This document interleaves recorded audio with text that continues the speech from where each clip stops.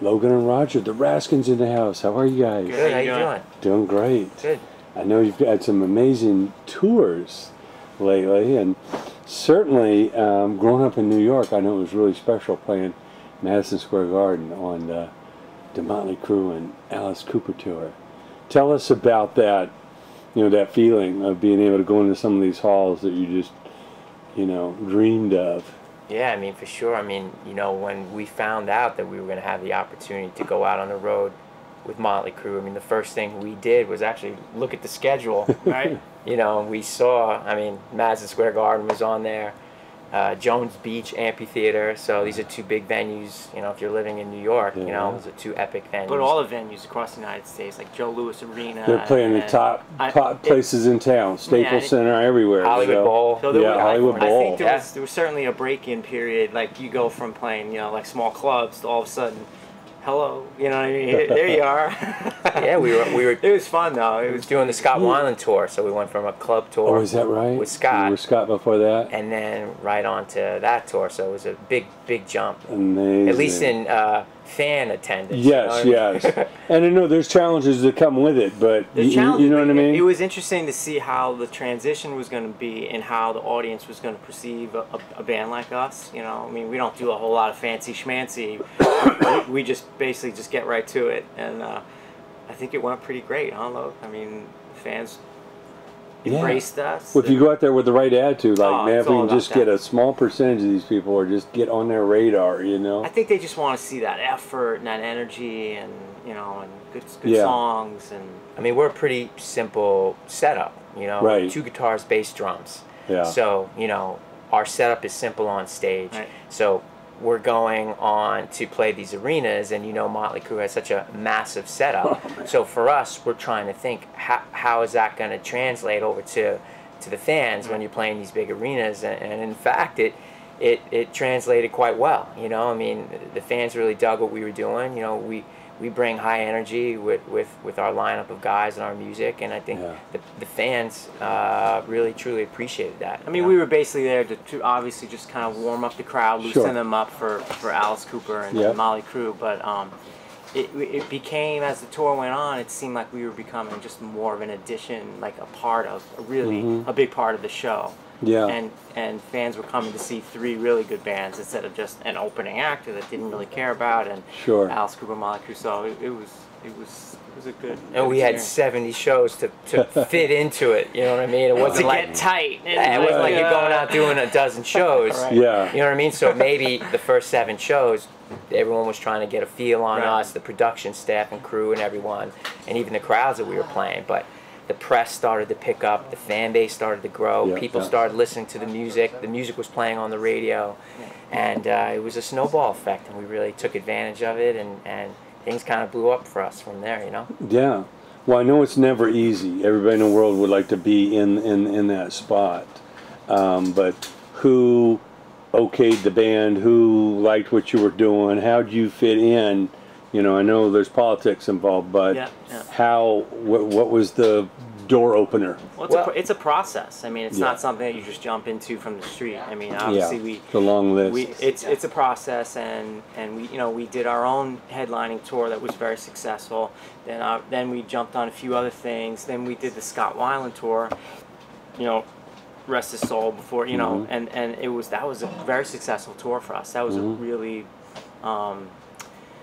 big kind of opening spot for us, when we did that tour, and then from that, some other opportunities opened up.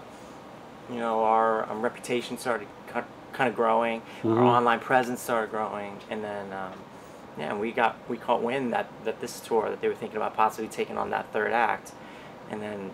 But it's something that it goes through several channels. Right. It's not just one thing. And the end result is it goes to the band. I mean, they have of to course. say, hey, I'm sure we like these guys. had to sign off on it at some point. No question about it. So, I mean, the agent submit it, and they handle it, Gotta make sense to Alan Colvick. Of course, and then he looks at it, and then he has to, the guys in MOTLY CRUE have to okay. And they didn't say yes till the 11th hour. Like I didn't think we didn't know we were doing it until until 2 weeks before the Is that right? So I mean, how do you prepare for an arena tour in 2 weeks? You know, it's like you're on the couch and then you're on the road. But in the arenas.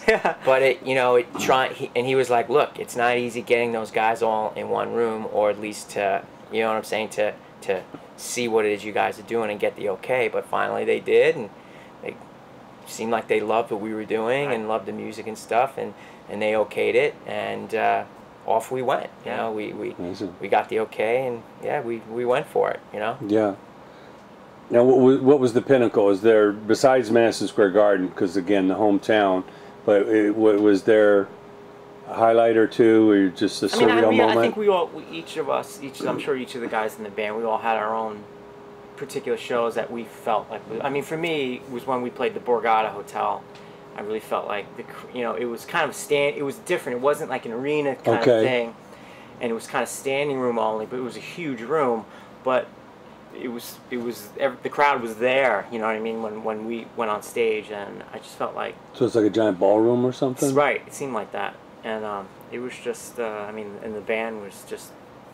We had arrived, you know, as far as our groove was concerned. It was just a great. It was late. It was later into the tour, so I mean, you know, the production, everything was running much smoother at that point. You know, our guys were on fire. You know what I mean? So. But I remember, like Alice Cooper said, this was a couple days before we were playing Detroit. I think he's from Detroit. Yeah. And he said, "Oh, you got Detroit coming up." He's like, "You're gonna know if you guys suck or not, because they're gonna let you know."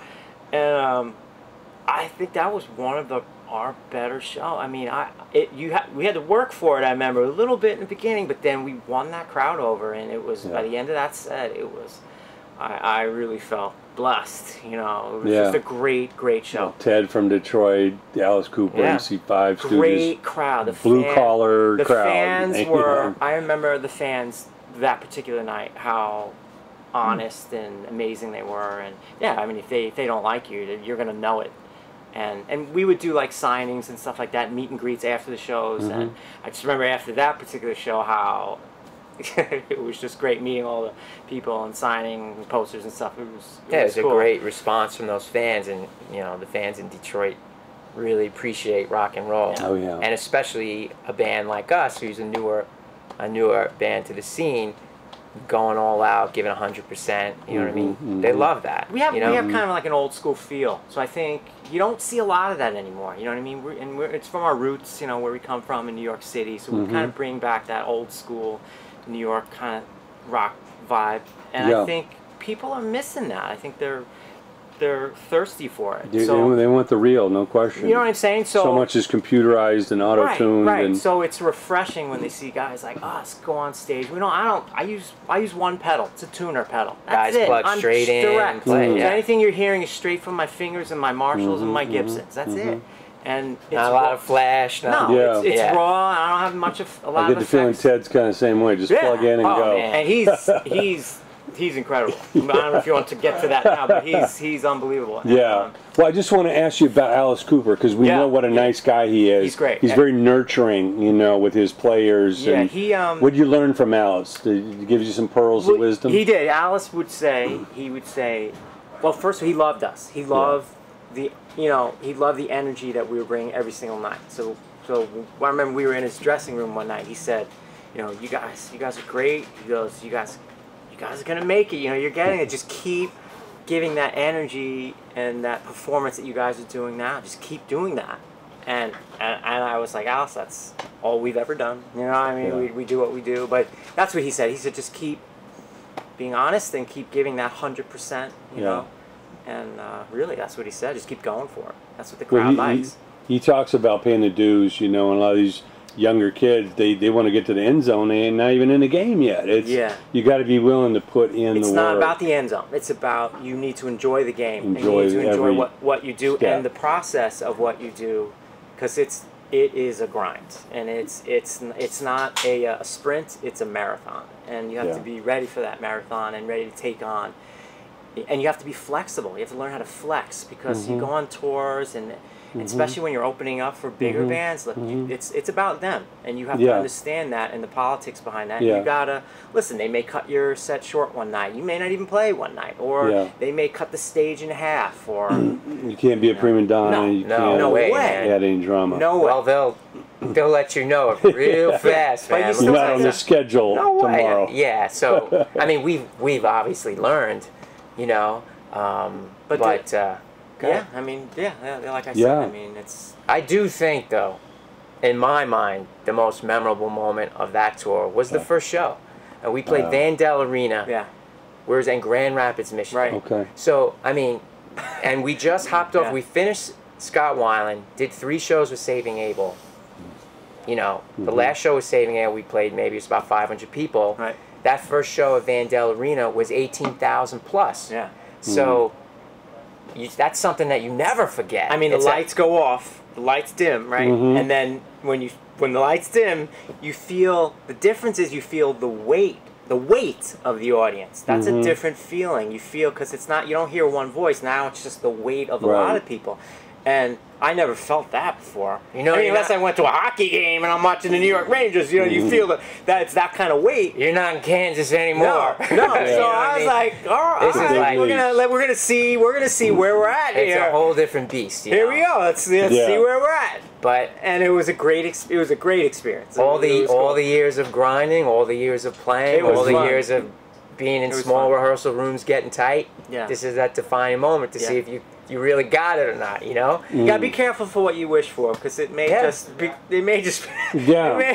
show up on your front door. One day you don't know if you got it, next day balls out. Yeah. But that's why no matter what the situation is, you play 100% every night. If there's 5 people in the crowd, if there's 25,000 people. No question. We don't play any different. So we honestly don't. You're there. Why would you play any less? We do what we do, and what we do is 100% all the time. It doesn't matter on the scenario, sick, feeling good, no crowd, amazing crowd, doesn't matter where the venue is. So it's an attitude, it's a work ethic. Yeah, you can't depend on them. No, you of course not. Bring it. So we do what we do, and there was one night where they were running really tight on the schedule because Tommy Lee's, they had a problem with his roller coaster drum kit. And that thing was crazy. So they had a lot of issues with it sometimes. Yeah. And so one night they were like, God, you know, fortunately we're going to have to cut your set list like in half. Like not even more than half. I think we had time for 3 songs. Okay. All right. So we're just going to bring down the house with 3 songs. And I remember we did, right? We went out there and we barnstormed 3 songs, dropped the guitars, went off stage, and the crowd was like, ah, come back, like, more. It was great feeling. But I felt like that 3-song show was one of our better shows. It's just how you attitude and how you present yourself. How you adapt. Absolutely, no doubt about it. You got to be able to adapt. Yeah. You guys got amazing attitudes and a lot of history. Now you're on with a guy who's got 50-some years of history here, Ted Nugent. I mean, besides the wild man and the hunting and the political thing, when it comes down to it, one of the most amazing live guitar players in history. Yeah, he's one of the legends. I've seen him headline stadiums. Yeah. Oh yeah. I saw him do the LA Coliseum, 80,000 people as the headliner. Yeah. No, you know? he's paved the way. I mean, we wouldn't be here with guys like that. Yeah. And he appreciates rock and roll, man. And I mean, every night we take the stage on this tour, we're just paying homage to guys like that. You know? I mean, and people don't know, but he's a great guy. Yeah. He's a great guy. Super down to earth. He cares about the people that are around him and the people he works with, and I mean, he was teaching Roger guitar techniques the other day in his dressing room. It's pretty cool, huh? Guitar lessons from Ted Nugent, huh? How'd that feel? I was telling him, I said, Ted, I was listening to you the other night, and what you play on the guitar, it takes 2 guitarists to play what you play on 1 guitar. He's like doing rhythm and lead kind of, and it's just amazing. He's amazing. Puts on a great show. But super cool guy. Yeah. Down to earth, man. Quick story.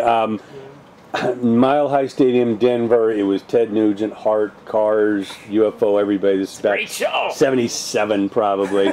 And I'm backstage, and there's this trailer, wailing guitar.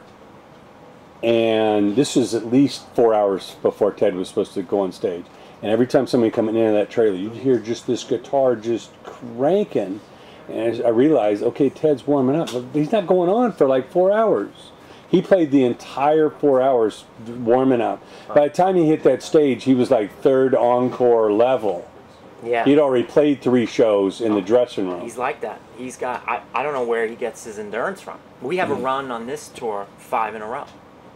And I'm like, I looked at him, that's a walk in the park. He has days when he does 10 shows in a row, 15 in a row. He's unbelievable. But you can tell when you talk to him how passionate he is about playing guitar. You know, he loves music, and he loves playing guitar, and he loves what he does. And well, you know, one of the great things besides all his playing and the riffs and all that is you hear him talk about in between the songs, and I know it's the real deal. Oh yeah.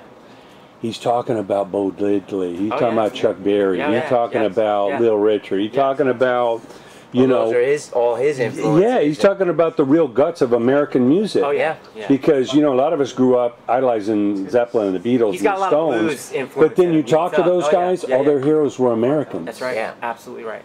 And this guy has been bringing it for 50-some years, and he pays homage to those guys. You'll hear it in all his songs. A lot of these rockers, they're like, who the hell's Bo Diddley? You'll hear those little blues licks and things like that. You'll hear it. You'll hear it all night long. But I tell you, you know, when the opportunity came for us to possibly do this with Ted, I mean, it was something that both of us jumped at the chance to do it because we know what a rock icon Ted Nugent is, what his history has been to rock and roll, and how he's paved the way, and how he tries to keep rock and roll music moving forward.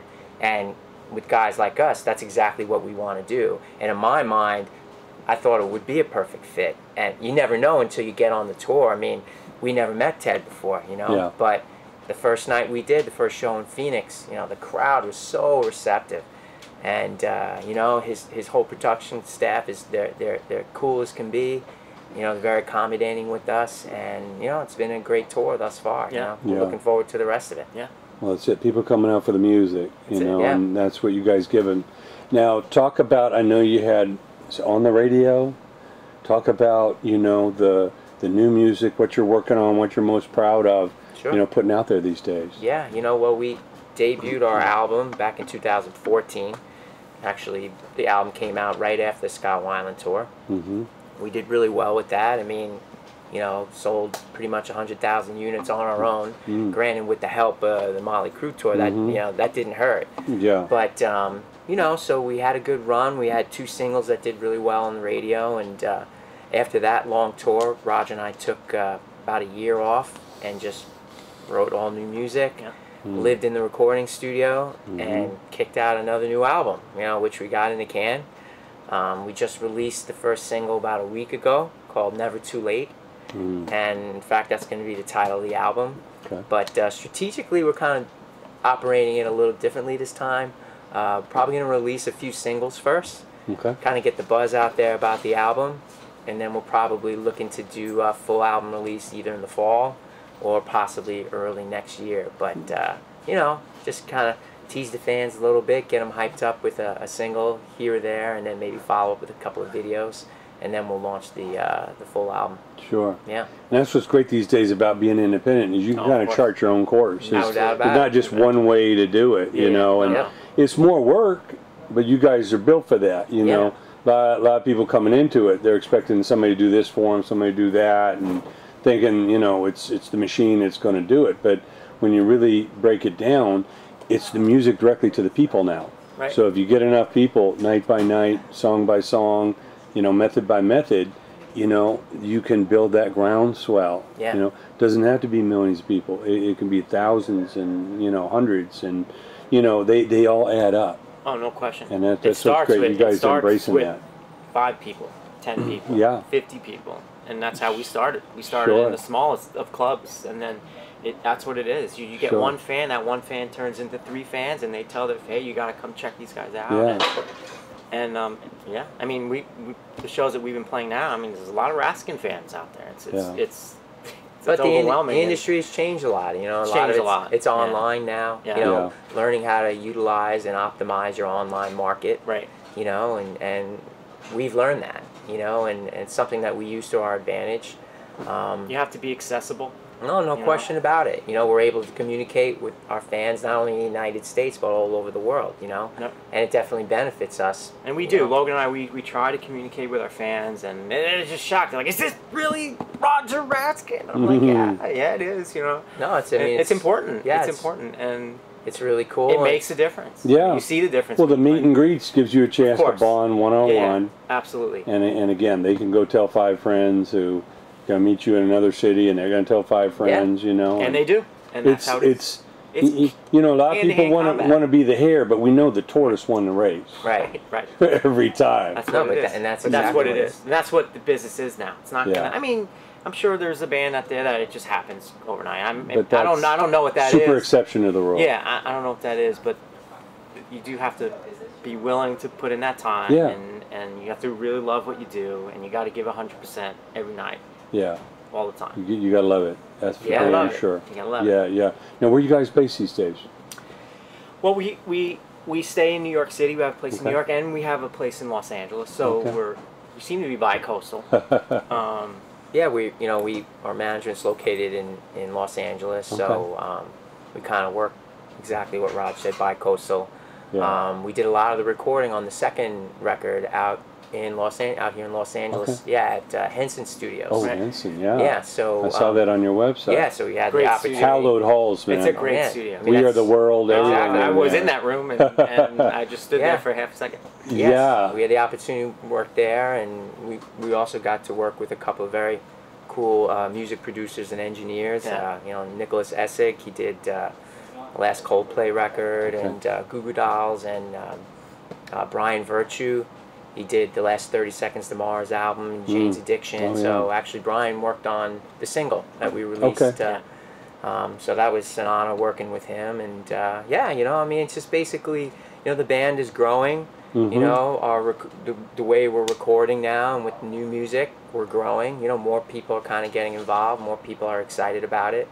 So you know, I mean, we look for some good things to come with the new music and the new album, and hopefully the single does really well. I mean, the response has been pretty cool so far with the new single, and you know, like I said, we hope it keeps growing, Yeah. and the Raskins name and brand keeps growing from here. You know. We're not going to stop. So No. No.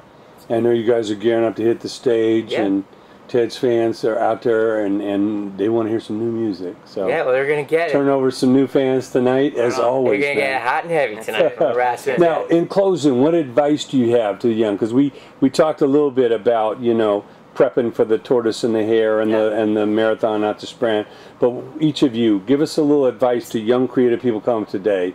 There's so many misconceptions. Sure. What do they really need to focus on? Well, I'm sure, Logan, you maybe have your own view, but for me, it would be absolutely 100%. You need to stay true to what it is, your perception of what music is, and you need to believe in that, and you need to be true to that. You know what I mean? You don't want someone else, or an outside, or a label, or someone saying, "Oh, well, you need to do it this way, or you need to do it that way, or you need to cut your hair this way, or dress this." You got to do what's organic and what comes from the inside. Can't jump around. And that's what trends. we do. And you want to know something? It's working for us. So I can only preach to how it's going for us. And if you're doing what's inside and what's organic and what's real to you, the people who are watching it are going to feel and see the same thing.